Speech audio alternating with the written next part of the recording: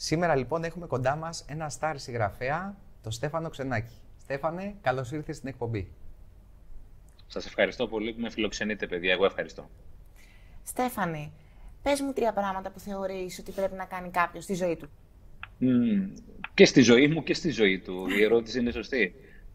Νομίζω ότι πρώτα απ' όλα πρέπει να έχει να βρει το σκοπό της ζωής του. Κάποια στιγμή είχα διαβάσει ότι είναι 2 οι σημαντικότερες ημερομηνίες της ζωής σου. Είναι η ημερομηνία που γεννιέσαι και η ημερομηνία που καταλαβαίνεις γιατί έχεις γεννηθεί. Οπότε θεωρώ ότι όλοι μας, ο καθένας μας έχει ένα σκοπό ζωής, κάτι για το οποίο χτυπάει η καρδούλα του. Και νομίζω ότι μόνο σε αυτό το πράγμα μπορεί να είναι επιτυχημένος και μπορεί να είναι και ευτυχισμένος. Οπότε έχουμε χρέος να τον ανακαλύψουμε το σκοπό της ζωής. Έλεγε ο Σπίλμπεργκ σε μια συνέντευξη ότι ο σκοπός της ζωής θα σε βρει, δεν θα τον βρεις. Θα σου χτυπήσει την πόρτα. Αλλά πρέπει να υπάρχει ησυχία εσωτερική, δεν εννοώ την εξωτερική ησυχία για να μπορεί να το ακούσεις, να τον αγαπήσεις, να τον εξασκήσεις και φυσικά να εξασκηθείς επάνω στο σκοπό της ζωής σου. Ένα δεύτερο που έχει να κάνει ο άνθρωπος, ο καθένας μας, κατά τη γνώμη και δική μου, είναι να μάθουμε να νιώθουμε.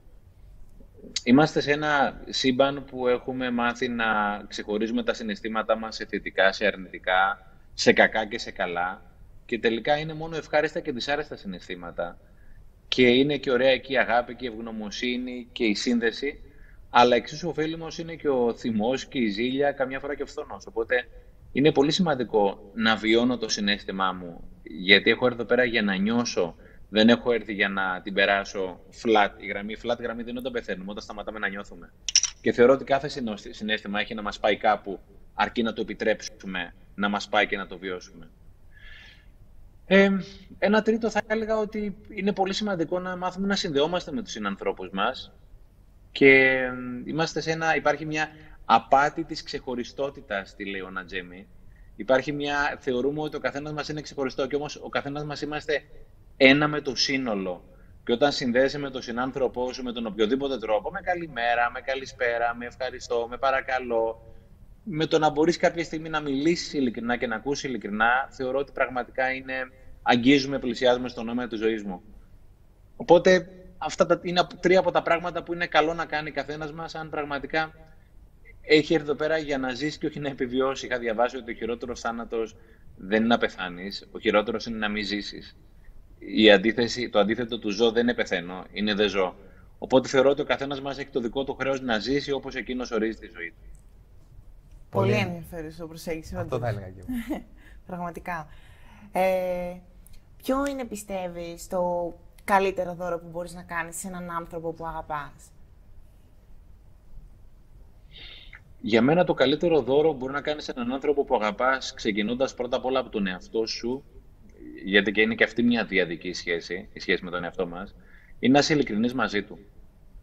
Όταν μιλάς με τον άνθρωπό σου, με το παιδί σου, με τον εαυτό σου, ένα από τα στοιχεία τα οποία λείπει από την επικοινωνία συχνά είναι δεν είμαστε ειλικρινείς. Λέω αυτό το οποίο νομίζω ότι θες να ακούσεις, μου απαντάς βάσει αυτού που νομίζω ότι θέλω να ακούσω και τελικά χάνεται η επικοινωνία και άλλα λέω, άλλα καταλαβαίνω, άλλα λες, άλλα καταλαβαίνω, οπότε δεν συνεννοούμαστε. Και για μένα πραγματικά είναι ένδειξη φιλίας όταν κάποιος είναι ειλικρινής και διακινδυνεύει το να μου γίνει δυσάρεστος για να μου πει την αλήθεια η οποία θα κάνει καλό σε μένα. Όταν κάποιος μου λέει την αλήθεια, για μένα τουλάχιστον ξέρω ότι είναι καλός φίλος. Και όσο πιο συχνά λες την αλήθεια, τόσο λιγότερο έχεις την ανάγκη να την στρογγυλέψεις, να την ωρεοποιήσεις ή να θυμώσεις. Το λες όταν έχει γίνει συνήθεια η αλήθεια. Τι λες κάθε μέρα, δηλαδή το μυαλό σου πάει κατευθείαν στην αλήθεια. Οπότε για μένα είναι πολύ σημαντικό με τους ανθρώπους μας, όχι μόνο και εμάς, να είμαστε ειλικρινείς και να λέμε αυτό το οποίο θεωρούμε ότι είναι η αλήθεια μας. Και φυσικά, όταν λες την αλήθεια, τόσο πιο πολύ είσαι και δεκτικός για να ακούσεις και την αλήθεια του άλλου. Στέφανε, και αυτή η αλήθεια, θες να μας πεις πώς σχετίζεται και με την αυθεντικότητα? Νομίζω ότι η αλήθεια είναι αυθεντικότητα και ζούμε σε έναν κόσμο που κάνουμε edit την αλήθεια μας, κάνουμε edit τις φωτογραφίες μας στα social, εάν έχουμε, κάνουμε edit όλο αυτό το πράγμα το οποίο έχουμε στην ψυχή μας, οπότε νομίζω ότι όσο πιο edit κάνουμε σε αυτό το πράγμα, τόσο πιο πολύ απομακρυνόμαστε από αυτό το οποίο στα αλήθεια είμαστε σε αυτό το οποίο νομίζουμε ότι θα θέλαμε να είμαστε ή αυτό το οποίο θα θέλαμε οι άλλοι να νομίζουν ότι τους αρέσει. Οπότε μπερδευόμαστε πάρα πολύ. Οπότε για μένα η αλήθεια με την αυθεντικότητα, παρότι δεν είμαι ειδικός, ούτε γλωσσολόγος, ούτε ξέρω τόσο καλά ελληνικά, έχουν πάρα πολλά κοινά στοιχεία. Και μιλώντας πάλι, μου αρέσει πάρα πολύ να μιλάω. Είχα ακούσει ένα ωραίο ότι ο μεγαλύτερος πόνος είναι να μην είσαι ο εαυτός σου. Είναι πολύ μεγάλος ο πόνος αυτός. Και συμβαίνει πάρα πολύ στις μέρες μας, δυστυχώς. Συμβαίνει και πολλές φορές, ρε Ιωάννα, έχει γίνει και η κανονικότητά μας. Και αν ρωτήσεις κάποιον αν θεωρεί ότι είναι αλήθεια του, θα σου πει ότι είναι αλήθεια του, γιατί έχει συνηθίσει να λέει την αλήθεια που νομίζει ότι είναι δική του. Ναι, Κάποια στιγμή όταν βρεις τη δική σου την αλήθεια. Στον εαυτό του. Ναι, αλλά νομίζουμε ότι λέμε αλήθεια γιατί έχουμε συνηθίσει αυτό να είναι η κανονικότητά μας. Οπότε νομίζω θέλει δουλειά και με ειδικούς και με ψυχοθεραπεία και με coaching και με βιβλία για να ψάξω να βρω τον εαυτό μου που γεννήθηκα ο εαυτός μου. Μέχρι τα 4-5 χρόνια μου ήμουν ο εαυτός. Μετά με μάθαν να είμαι κάτι άλλο, το οποίο να μην λέω τα συναισθήματά μου, να χαμογελάω όταν δεν θέλω να χαμογελάσω, να αγκαλιάσω αυτούς που δεν θέλω να αγκαλιάσω, να υπακούω στις επιταγές της οικογένειας, της θρησκείας, της κοινωνίας και τελικά κάποια στιγμή χάνω τον εαυτό μου και αρχίζω το unlearning. Διάβαζα ένα βιβλίο, το Summerhill. Το Summerhill είναι αυτή τη στιγμή το πιο δημοκρατικό σχολείο στον κόσμο. Λειτουργεί από το 1921 στην Αγγλία. Το είχε δημιουργήσει ο Νίλ, ένας από τους μεγαλύτερους εκπαιδευτικούς του 20ου αιώνα. Και έλεγε στο βιβλίο του αυτό, για όλους μας, ότι λέει «We have been taught to know, but have not been allowed to feel». Μάθαμε να γνωρίζουμε, αλλά δεν μας επιτρέψαν να νιώσουμε. Και είναι πολύ σημαντικό να είμαι αληθινός στο συναίσθημά μου. Πολύ σημαντικό και αυτό. Και Στέφανε, σε πολλές συζητήσεις αναφέρεις για αυτό το παιδάκι μέσα μας. Μήπως εδώ υπάρχει ένα κλειδί που θα ήθελες να μοιραστείς? Αυτό εγώ το έχω βρει το παιδάκι μέσα από την ψυχοθεραπεία, μετά από πολλά χρόνια, ομαδική ψυχοθεραπεία παρακολουθώ. Θεωρώ ότι ο καθένας μας έχει ένα μικρό παιδάκι μέσα του, ένα μικρό Θανασάκι, Γεωργάκι, Αντωνία, Στέφανο, στο οποίο πάντα θα χρωστάει. Έχουμε ένα μικρό παιδάκι μέσα μας που το έχουμε βασανίσει, το έχουμε λογοκρίνει, το έχουμε ματαιώσει, το έχουμε κατακρίνει και θεωρώ ότι πιο κακοποιημένη σχέση με τον εαυτό μας. Δεν έχουμε αποδεχτεί αυτό το οποίο πραγματικά είμαστε. Στείνουμε τον εαυτό μας στα 3 μέτρα κάθε φορά που κάνουμε κάποιο λάθος. Συχνά ο τρόπος με τον οποίο μιλάμε για τον εαυτό μας είναι τόσο απαξιωτικός που χρειά σε σχέση με τα χειρότερα πράγματα που θα μπορούσε να μας πει ο χειρότερος εχθρός μας και τελικά δοκιμάζεται με αλφαγιώτα και βασανίζεται η σχέση με τον εαυτό μας με αυτό το παιδάκι που έχουμε μέσα μας. Είχα πάει σε ένα σεμινάριο και η Βένα Καλογύρου μας έκανε έναν οραματισμό. Κάποια στιγμή μας έλεγε ότι είχαμε κλείσει τα μάτια, είχε ωραία μουσική, προχωράς στη φύση, μπαίνεις μέσα σε ένα ωραίο σπιτάκι, έχει ένα ωραίο καναπέ, έχει μια ωραία μπάλα, αρχίζει να παίζεις και κάποια στιγμή παρουσιάζεται ένα μικρό παιδάκι από το πουθενά μέσα στο σπίτι, οπότε παίζεις μαζί του, το παίρνεις αγκαλιά και πάνω που το έχεις αγκαλιά σου σκάει το παραμύθι, η Βένα μας είχε σκάσει το παραμύθι ότι αυτό το μικρό παιδάκι είσαι ο μικρός εσύ. Άρα ήμουν ο μικρός εαυτός μου, ο μικρός Στέφανος. Αυτός ο οραματισμός έγινε 10 χρόνια πριν, ήμουνα 40 χρονών. Θυμάμαι δεν μπορούσα να σταματήσω να κλαίω με λυγμούς και απολυγμούς για 5-10 λεπτά τουλάχιστον με αναφιλητά. Πρέπει να ήταν η πρώτη φορά που αυτό το μικρό παιδάκι το πήρα αγκαλιά στη ζωή μου. Έστω και σε έναν εικονικό οραματισμό. Αυτή ήταν τουλάχιστον η δική μου η σχέση με το μικρό παιδάκι μέσα μου και νομίζω ότι δεν είμαι ο μόνος που έχω ταλαιπωρήσει και ταλαιπωρηθεί από τον εαυτό μου. Πώς αισθάνεσαι, αυτά έχουν πάρα πολύ ενδιαφέρον σίγουρα και θα θέλαμε τώρα να πάμε και κάπου αλλού. Πώς αισθάνεσαι, Στέφανε, για το γεγονός ότι ζεις, όπως και όλοι μας, σε μια τόσο ανατρεπτική εποχή όπως η σημερινή, όπου όλες οι σταθερές ή που νομίζαμε πως ήταν σταθερές, κλονίζονται σε ένα πάρα πολύ μεγάλο βαθμό. Θανάση, χαίρομαι για αυτό που είπες. Νομίζαμε ότι είναι σταθερές, γιατί το μόνο δεδομένο είναι ότι τίποτα δεν είναι δεδομένο. Από την ώρα που γεννιόμαστε, τα πράγματα συνέχεια θα αλλάζουν. Γι' αυτό και είναι πάρα πολύ σημαντικό να είμαστε ευπροσάρμοστοι στις αλλαγές. Δεν ελέγχουμε τον καιρό. τον καιρό τον ελέγχει μια ανώτερη δύναμη σε οποιονδήποτε και να πιστεύει κανείς. Το είχε πει από τους πρώτους ο Επίκτητος, ότι είναι πράγματα τα οποία δεν περνάνε από το χέρι μας και είναι σημαντικό να καταλάβουμε τι περνάει και τι όχι. Δεν ελέγχουμε τον καιρό, ελέγχουμε πάντα όμως πώς θα βάλουμε το πανί μας. Οπότε νομίζω ότι οφείλουμε να είμαστε πολύ καλοί καπετάνιοι στη ζωή μας, ατομικά και συλλογικά, και συχνά να σταματήσουμε να ασχολούμαστε με τον καιρό αν δεν είμαστε ειδικοί. Ο COVID, πολλές φορές βλέπουμε όλες τις ειδήσεις για την τρίτη, τέταρτη μετάλλαξη, δεν ξέρω τις ορολογίες κτλ. Για μένα δεν έχει τόσο πολύ νόημα να ασχολούμαστε με πράγματα που δεν έχει και νόημα να ασχολούμαστε. Υπάρχουν κάποιοι ειδικοί ασχολούνται με αυτά. Εμείς, σαν πολίτες, σαν άνθρωποι υπεύθυνοι, οφείλουμε να κάνουμε αυτό το οποίο λέει η πολιτεία. Υπάρχουν κάποιοι κανόνες. Τώρα το πότε θα τελειώσει ο COVID, αν θα υπάρχει πέμπτη μετάλλαξη, έκτη μετάλλαξη. Εάν σήμερα τα κρούσματα είναι 3.000 ή 2.500 ή 3.500, δεν είναι παιχνίδι μπάσκετ. Νομίζω ότι έχουμε χάσει την έννοια και την γραμμή ανάμεσα στα σημαντικά και τα επίγοντα. Και ασχολούμαστε πολύ με τα επίγοντα και λιγότερο με τα σημαντικά, και νομίζω ότι οφείλουμε να ασχοληθούμε πιο πολύ με τα σημαντικά. Πολύ ωραία τοποθέτηση. Στέφανε, λίγο πριν πάμε στο βιβλίο, έχουμε παρατηρήσει ότι είσαι ίσως από τους λίγους ανθρώπους που πάντα κάνουν παραπομπές. Πήγα στο τάδε σεμινάριο της τάδε, ο δάσκαλος τάδε είπε το ένα, ο Επίκτητος είπε το άλλο. Θες να μας μιλήσεις λίγο για αυτή την έννοια της παραπομπής? Καλά και κάνεις και το ανέφερες, δεν το έχω παρατηρήσει. Ευχαριστώ, Θανάση, που το είπες. Ηθικά πια νιώθω την ανάγκη όταν αναφέρομαι σε κάτι, να αναφέρω την πηγή, γιατί έχω βοηθηθεί πάρα πολύ από άλλους ομιλητές, συγγραφείς, coaches, δεν έχει σημασία τι, όταν ανέφεραν και οι ίδιοι την πηγή και με βοήθησαν να ανακαλύψω και άλλα πράγματα πίσω από αυτόν ο οποίος είχε πει πράγματα. Και επειδή είμαι και μαθηματικό μυαλό, έχω μια ευχή και μια κατάρα, έχω μια πολύ καλή μνήμη και ακόμα και να θέλω να ξεχάσω την πηγή δεν μπορώ. Οπότε μου αρέσει πάρα πολύ να το αναφέρω. Το θεωρώ και δεοντολογικά ότι είναι σωστό, αλλά θεωρώ και ότι βοηθάει και εμένα και αυτόν ο οποίος θα το ακούσει και μπορεί να ανατρέξει αυτό. Ευχαριστούμε πολύ. Πάμε όμως αμέσως στο βιβλίο σου. Αυτό το δώρο, το οποίο έχει γίνει πραγματικά ένα από τα μεγαλύτερα εκδοτικά φαινόμενα της εποχής. Στέφανε, τι πιστεύεις ότι συντέλεσε σε αυτή την επιτυχία? Τι σου λένε οι άνθρωποι που το διαβάζουν? Πρώτα απ' όλα νομίζω ότι αντικειμενικά δεν έχουμε τις γνώσεις και τις δεξιότητες για να μπορούμε να ζήσουμε τη ζωή πραγματικά που μας αντιστοιχεί, που δικαιούμαστε, γιατί είναι πράγματα που δεν υπάρχουν ούτε στο σχολείο ούτε στο σύστημα, όχι μόνο στην Ελλάδα αλλά και σε πάρα πολλές χώρες του κόσμου.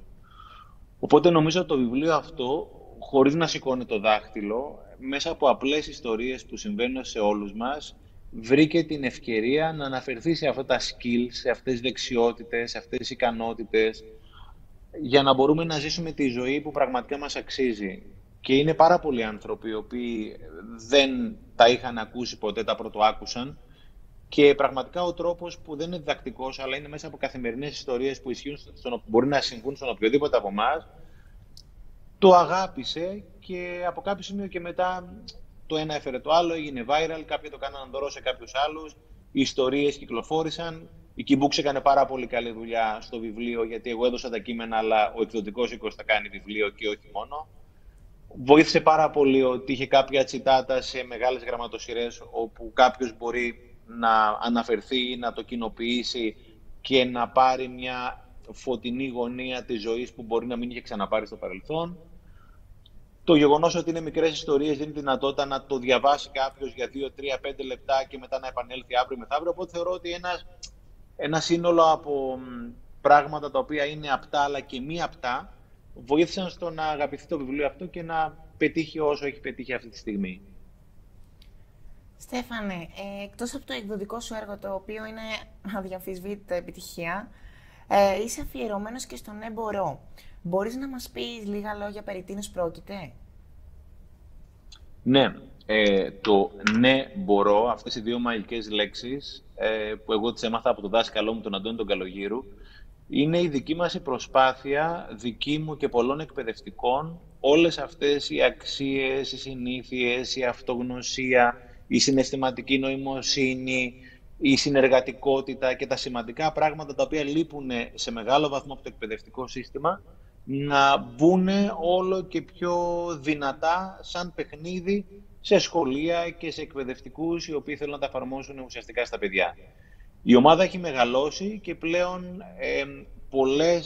πολλά best practices, πολύ καλών και φωτισμένων εκπαιδευτικών από όλα τα σημεία της Ελλάδος, τα επικοινωνούμε, τα κοινοποιούμε προκειμένου και άλλοι εκπαιδευτικοί να τα εφαρμόσουν. Είναι προφανώς το σύστημα και όλη αυτή η ιστορία είναι δωρεάν.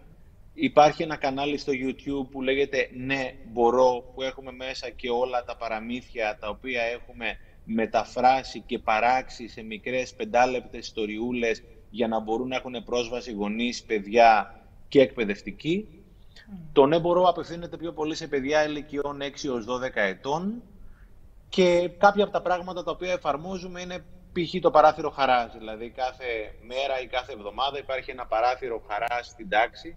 Συνήθως είναι σε ένα σημείο το πιο άχαρο της τάξης όπου δεν έχει παράθυρο, όπου τα παιδιά μέσα από post-it κοινοποιούν κάθε μέρα τι τους έκανε χαρούμενους. Σε ένα κόσμο που ξέρουμε πολύ καλά τι είναι αυτό το οποίο δεν θέλουμε, αλλά πολύ συχνά δεν ξέρουμε τι θέλουμε. Στην αρχή, όταν ξεκίνησαν αυτά τα παράθυρα να λειτουργούν στα σχολεία, τα παιδιά πολύ διστακτικά ακολούσαν κάποια post-it με ωραία πράγματα που τους έκαναν να νιώσουν πολύ όμορφα. Στην πορεία γίνανε όλο και περισσότερα, γιατί όπως έλεγε και ο Μικρούτσικος, το χαμόγελο είναι μεταδοτικό, χαμογελάτε είναι μεταδοτικό. Οπότε πραγματικά όλο και πιο πολλά παιδιά τόλμησαν να βάλουν με post-it ή στο τετράδιο ευγνωμοσύνης που πολλές φορές κρατάνε και επικοινωνούν μία φορά την εβδομάδα στην τάξη.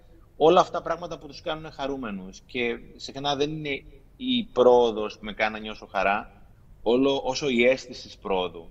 Γι' αυτό και το journaling, το να μπορώ να γράφω όλα αυτά τα θαυματάκια είναι πολύ πολύ σημαντικό. Οπότε με το τετράδιο ευγνωμοσύνης, με τα παράθυρα χαράς, με τον άγνωστο φίλο, με πολλές διαφορετικές, με το αλάτι της ζωής και πράγματα τα οποία συχνά κοινοποιώ στο προφίλ μου και από το Σεπτέμβριο θα είναι στο neboro.gr στο site μας, μπορεί κάθε εκπαιδευτικός μία ώρα την εβδομάδα να κάνει engage τα παιδιά στην τάξη με πράγματα τα οποία ξέρουμε ότι θα χρειαστούμε στη ζωή μας και είναι καλό να προετοιμαζόμαστε όλοι από νωρίς για όλα αυτά τα πράγματα, γιατί ό,τι θέλω ουσιαστικά είναι μέσα μου και πρέπει να το καταλάβω αυτό το πράγμα. Επομένως, οι εκπαιδευτικοί μπαίνουν μέσω της πλατφόρμας που αναφέρατε, έτσι? Μπαίνουν μέσα από τη πλατφόρμα ή πολύ συχνά επικοινωνούν και μαζί μας και όταν έχουν μια πολύ καλή ιδέα, μας την δίνουν και εμείς την επικοινωνούμε σε όλη την Ελλάδα, κάνοντας tag τον εκπαιδευτικό, έχοντας μια σύντομη περιγραφή για αυτό το best practice, κάποιες φωτογραφίες στις οποίες προφανώς δεν φαίνονται παιδιά, ένα manual how to να χρησιμοποιήσει όλα αυτά τα εργαλεία. Ο στόχος μας είναι μέχρι τέλος της χρονιάς να έχουμε 40 τέτοια εργαλεία, που μία ώρα το καθένα είναι αρκετό προκειμένου μία ώρα την εβδομάδα τα παιδιά να εκτίθενται σε όλα αυτά τα πράγματα και να αρχίζουν να καταλαβαίνουν πράγματα που εμείς τουλάχιστον στην ηλικία τους δεν είχαμε την πολυτέλεια ή την ευκαιρία να καταλάβουμε. Στέφανε, καθώς μιλούσες για όλη αυτή τη διαδικασία, παρατήρησα ότι κάπως άλλαζε και η χρειά της φωνής σου. Μου δίνεις δηλαδή την εντύπωση ότι αυτό το οποίο κάνετε είναι κάτι το οποίο σας ξεπερνάει, είναι κάτι μεγαλύτερο από εσάς. Θες να μας μιλήσεις λίγο για αυτή την ιδέα? Ναι, είναι κάτι μεγαλύτερο σίγουρα και επειδή, Θανάση, η ζωή είναι πάρα πολύ σύντομη και είμαστε τόσο περαστικοί και νομίζουμε όλοι ότι έχουμε πάρα πολύ χρόνο που δεν έχουμε. Νομίζω ότι έχουμε χρέος ο καθένας μας με οποιοδήποτε τρόπο μπορεί να αφήσει ένα λιθαράκι και να αφήσει τον κόσμο καλύτερο από ό,τι τον βρήκε. Ένα από τα εργαλεία που χρησιμοποιούνται στον έμπορο, που το έχει φτιάξει η Αναστασία η Κουσοβίστα από τα Γιάννηνα, είναι το βιβλίο του μοναδικού εαυτού. Δίνει στα παιδιά μία φορά τη χρονιά ένα περίγραμμα ενός ανθρώπου και τα παιδιά αντί να γράψουν και να ζωγραφίσουν απ' έξω τον εαυτό τους, ζωγραφίζουν από μέσα. Οπότε το κάθε παιδί καλείται να γράψει όλα αυτά τα καλά στοιχεία που έχει, τα οποία συχνά δεν βλέπουμε τα καλά στοιχεία, γιατί μας έχουν μάθει να μην τα βλέπουμε, γιατί θεωρείται ότι είναι κομπασμός, λίγο ναρκισσισμός κτλ., ενώ είναι αυτοεκτίμηση. Τέλος πάντων, κάποια στιγμή όταν έφτασε στο σχολείο αυτό η Αναστασία, ένα από τα παιδάκια, δεν έχει σημασία το όνομά του, Τετάρτη Δημοτικού, της είπε ότι «Κυρία, θα διαπιστώσετε σύντομα ότι είμαι το χειρότερο παιδί στο σχολείο. Δεν υπάρχει χειρότερο παιδί από μένα, είμαι ο χειρότερος μαθητής και πραγματικά ένα παιδί το οποίο είμαι κακό παιδί». Και δεν υπάρχει, ξέρετε, πιο άσχημη ιστορία να ενστερνιστείς η ιστορία των άλλων και να την κάνεις δική σου.